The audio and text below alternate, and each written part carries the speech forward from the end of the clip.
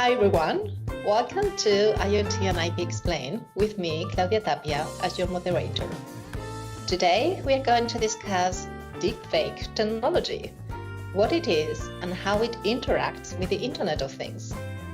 We will also cover the main challenges and opportunities of deepfakes, both from the technical and IP perspective.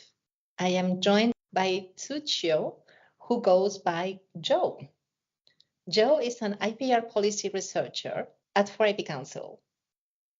Having observed her work over the past 4 months, I quickly realized she's on her way to becoming an expert in the IP community. I recently finished reading her latest paper on deepfakes, which will be published next month by 4IP Council, and I thought the audience will greatly benefit from her insights.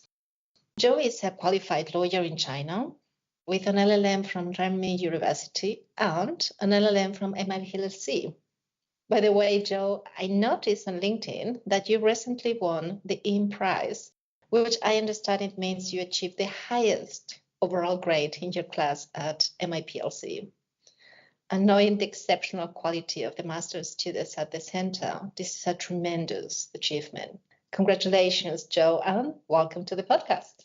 Thank you so much, Claudia, for this warm welcome. I'm very glad today to be on your podcast talking about the intersect between deepfake and IoT. Great, let's start. Yeah, I suggest we start from scratch. Could you explain the audience what deepfake technology means?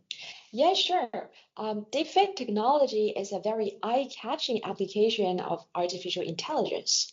Artificial intelligence now have the capacity of imitating our voice patterns or our facial expressions in a very convincing way. Deepfakes actually refers to any type of contents that looks extremely similar to existing individuals, objects, or even events.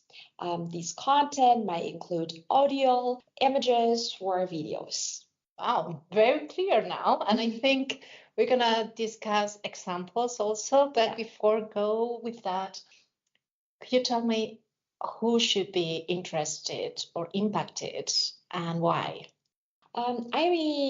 Deepfakes are really related to everyone. It's bringing so many business opportunities in different sectors like media, entertainment, and even education, but it's also posing risks to individuals' privacy or the society as a whole. So it can actually go both negative or positive, either way.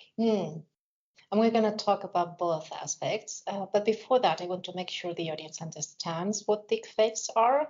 Can you give us some examples? Yeah, sure, of course. Imagine that today, Claudia, you have so much work to do. And I have. Yeah, I can tell your schedule is always so packed. And also you have this amazing podcast that you have to do. You have to finish it today, but you don't actually have enough time for it. Imagine that now what you can do is to type in the text to a chat box, and then the artificial intelligence will create a podcast with your face and your voice in it in a very realistic way. And the audience is not actually able to tell whether it's you or your digital avatar that's hosting the podcast. Imagine how great it is, because you can actually avoid all the work of editing or and all those tasks. True. Then I will have the impression I'm misleading the audience. Unless you actually label it properly that is created by deepfake, it's not really you in the podcast. So if I hear you correctly, it could be a great opportunity for people who are busy or who want to do a lot with less time. But as you said, it brings some risks. Before we go there, I have a question, because this podcast is IoT and IP.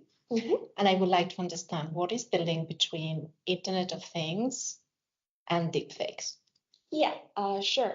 Deepfakes and Internet of Things indeed sound like two completely different technology. IoT is more about how the world is connected by IoT devices, how our daily devices are able to talk and communicate with each other. And deepfakes are more about very convincingly unrealistic content.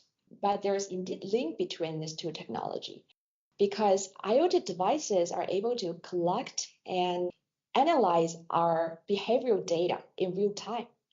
And then we can use those data to create deepfakes that seems very extremely similar to that person.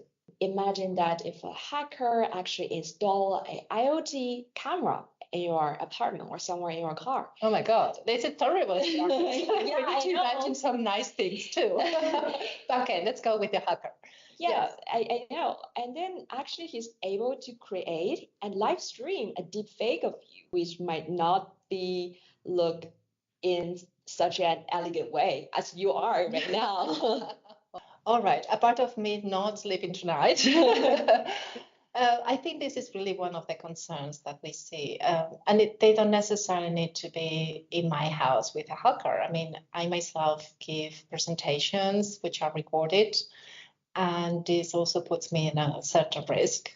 And we see that with public figures being misused. You know, the first thing that I was coming to mind when we were talking about the IoT and how realistic everything sounds is this documentary that we talked a couple of days ago, the South Korea virtual reality documentary. Maybe you could tell us a bit about it, or which technologies they used. I remember the name of that documentary is Meeting You. Mm-hmm. So the documentary actually enabled a mother who just lost her daughter because of a very weird disease, who's really suffering a lot for this mental distress and everything. But the combination of deepfake and virtual reality actually gave her another opportunity to meet her daughter again and really officially see her off. It's a very impressive and touching documentary, I would say. So virtual reality actually is able to bring digital avatars of her daughter in the three-dimensional world by using VR handsets, gloves, and motions tractors. She's able to touch, interact, and see her daughter, who's created by artificial intelligence in that virtual world. And it's really amazing to see how realistic and how real their interactions are. Her mother literally cried. And there was a team of experts working with the whole technology for months in order to achieve that. And you know my opinion that this is kind of mixed feelings for me, because on the one hand, I think this is a great opportunity, especially if you didn't get a chance to say goodbye to someone, to have that discussion. But somehow the whole marketing is mother and deceased daughter are reunited, but they are really not, because this is just the avatar. And I'm worried about people living a reality which is not a reality, but they perceive it as such. I'm also thinking, imagine the avatar of your parents telling you what to wear, whom to date, or whom to vote. And you have this impression that's really them. But of course, they are not. There are companies behind that. And this part of this technology being misused for political reasons, we have seen this is not theory, isn't it? Yeah, for sure. Indeed, actually, the most concerning thing about deepfake is its potential to be used to manipulate elections. We've seen it before the US election. So before the election, Elon Musk actually shared a post about Kamala Harris, its platform X, reposted actually. It's a deep fake, it turned out eventually, but it's widely spread. So in that video, Kamala Harris is saying she's not really capable of running this country, but it doesn't matter that much, where she actually diminished herself and her capacity. But that deepfake actually can really impact others' opinion on her. It does. And I'm thinking, in which cases have we seen digital avatars also being misused? Another very noxious case about the misuse of deepfake is its capacity to spread pornography of your classmates, your colleagues, other celebrities. Some teenagers actually in the United States are spreading deepfakes using their female classmates' photos. And that can actually cause a lot of reputation harm, mental distress to the girl who's depicted in that deepfake. Yeah. I mean, girls, boys, anyone, because I'm thinking that would be something terrible if will happen now. But now I'm a grown-up woman, I think I could survive. But as a teenager, Exactly. that's really hard times. Exactly. Like I would directly drop out of school if something like that happened to me at 16. That's terrible. But on the other hand, we know that this technology can be really helpful in several. And you mentioned some of the industries. Can you maybe elaborate how will they benefit? Which sectors might be more interested in this technology? Yeah, for sure.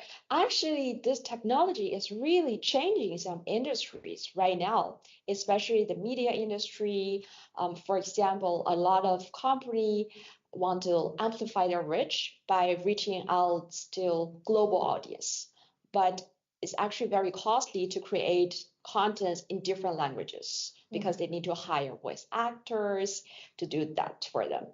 But now with deepfake, actually, what we can do is just ask artificial intelligence to do the work for us, and that the video will look extremely realistic.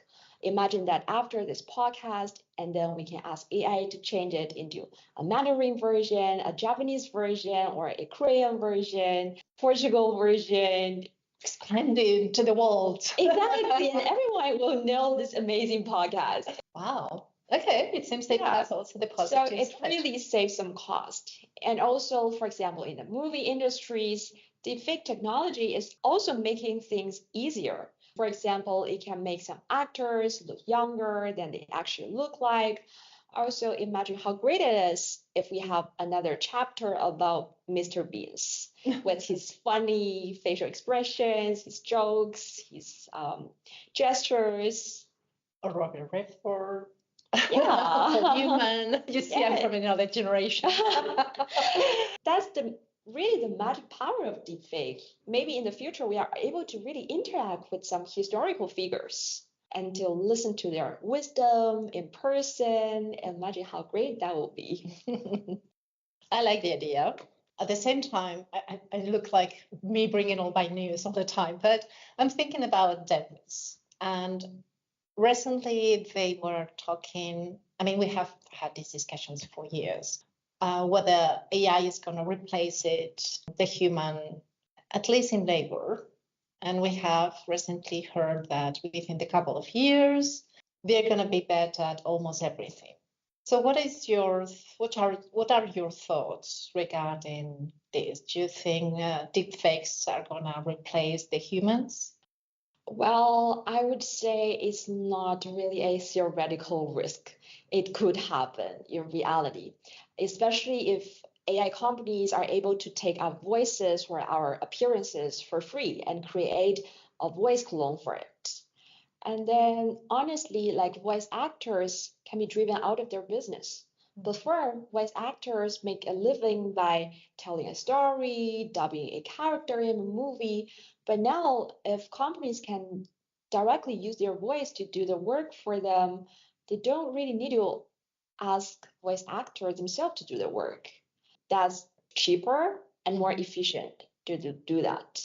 And it's not only about voice actor, it can impact a lot of professions like customer service providers or news reporters or even movie actors. All these occupations might be affected by deepfakes.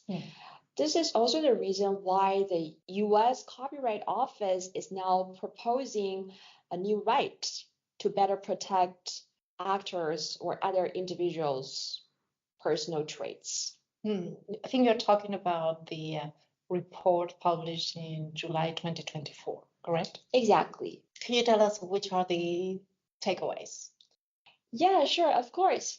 Unfortunately, the main takeaway from the report is protection for our voices or appearances in the US is not strong enough.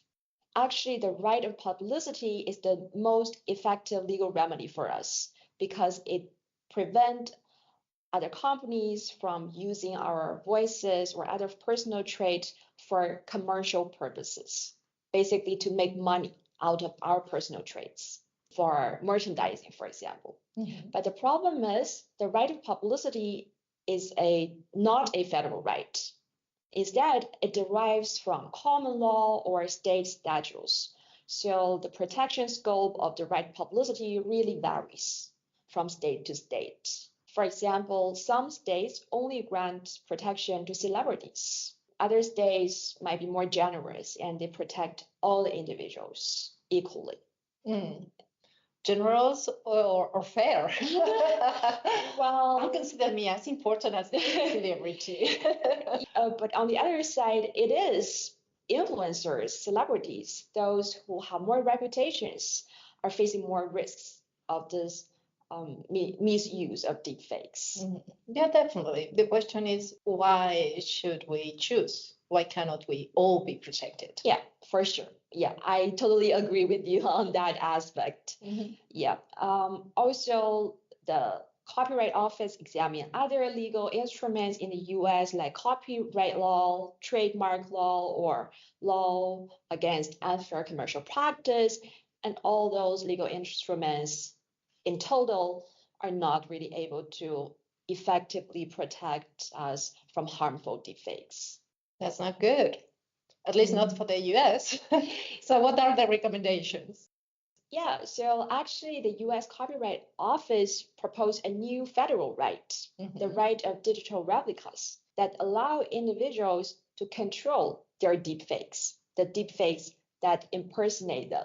And this right actually also allow them to make profit out of those deepfakes. For example, they can grant a non-exclusive license or an exclusive license of the right of digital replicas. And other companies then can use their voice to create voice clones or to create a character legally. This actually will lead to a win-win situation because then voice actors don't have to do the work themselves. They have AI to do them, but at the same time, they can make money. And I think it's so important to take, for them to pay attention on the contracts. Because I'm just thinking about very young actors desperate to get a contract signing and maybe get engaged for too long. But I understand that there are some protections on this too. Yeah, for sure. This is very legitimate concern. So the proposal actually also discuss about the risk of having a permanent transfer of ownership of your voices or your facial experiences.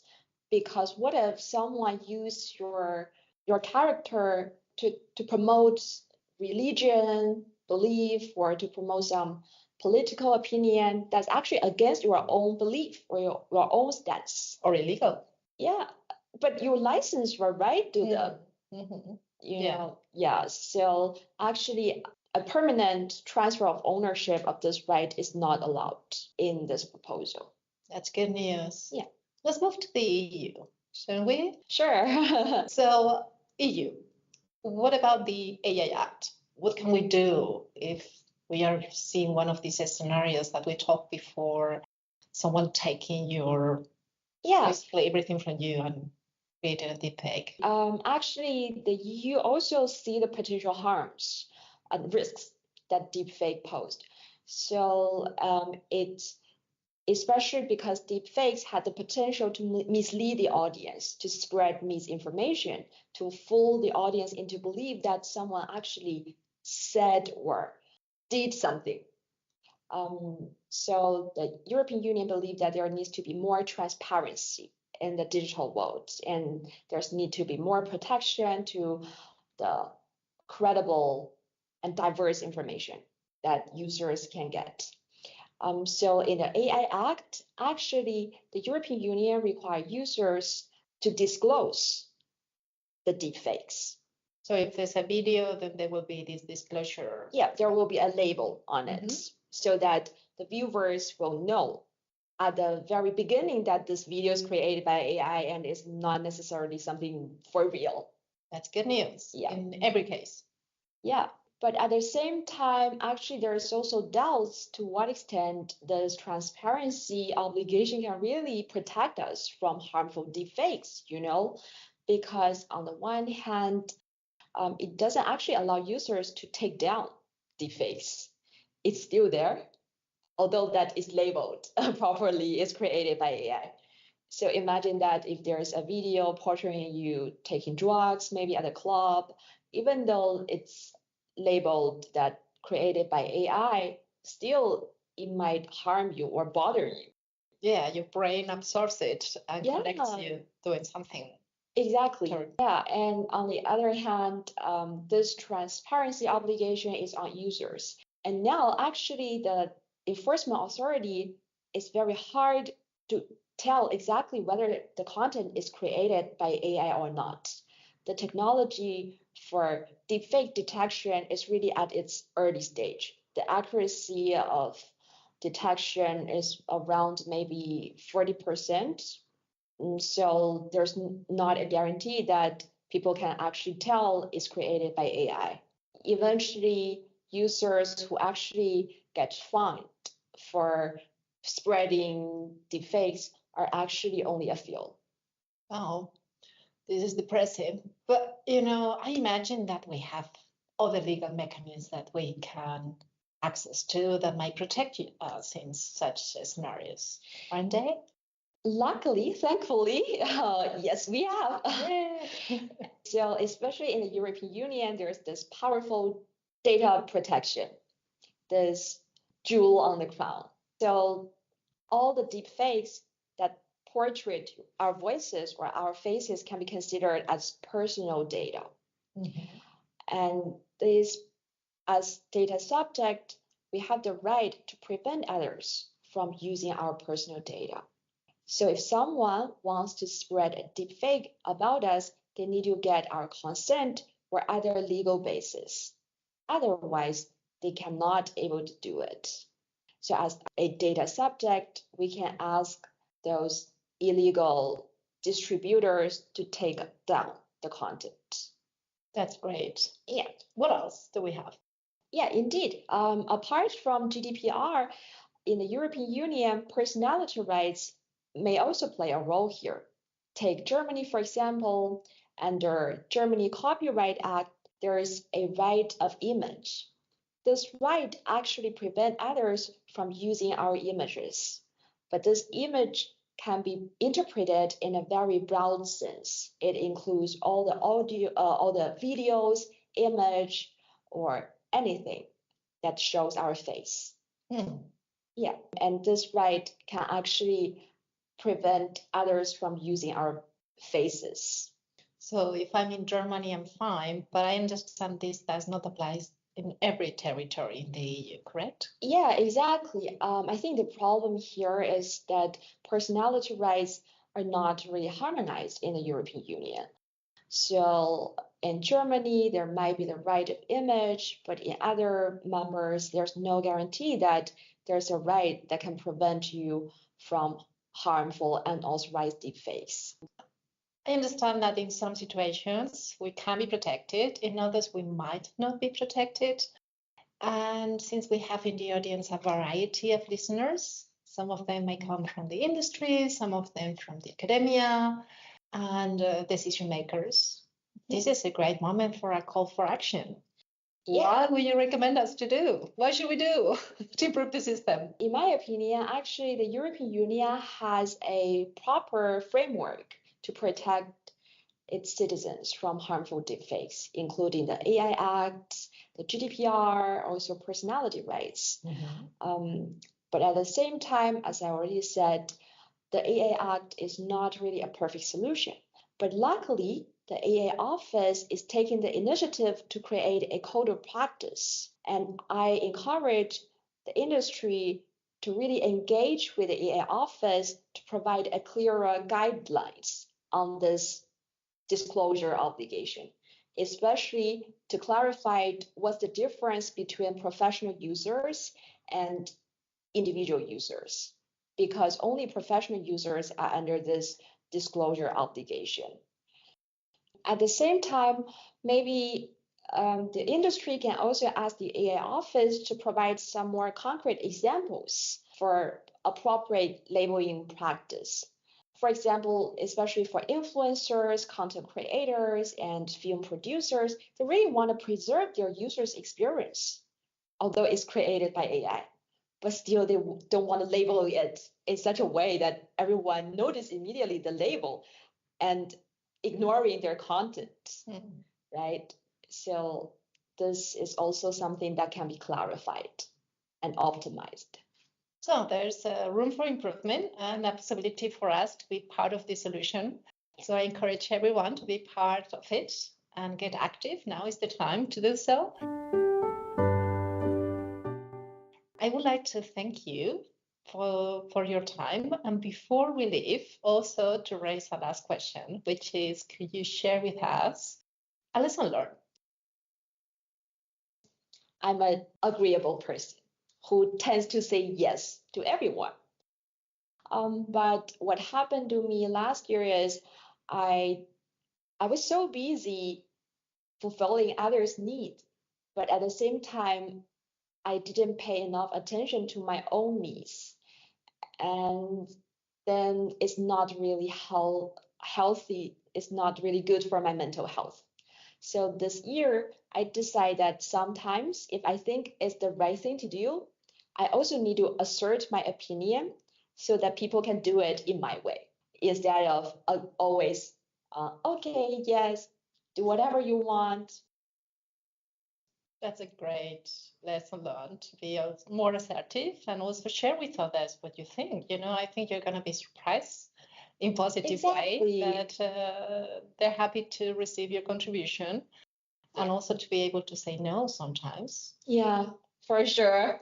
I had an amazing teacher when I was learning about coaching. I became professional coaching a couple of years ago.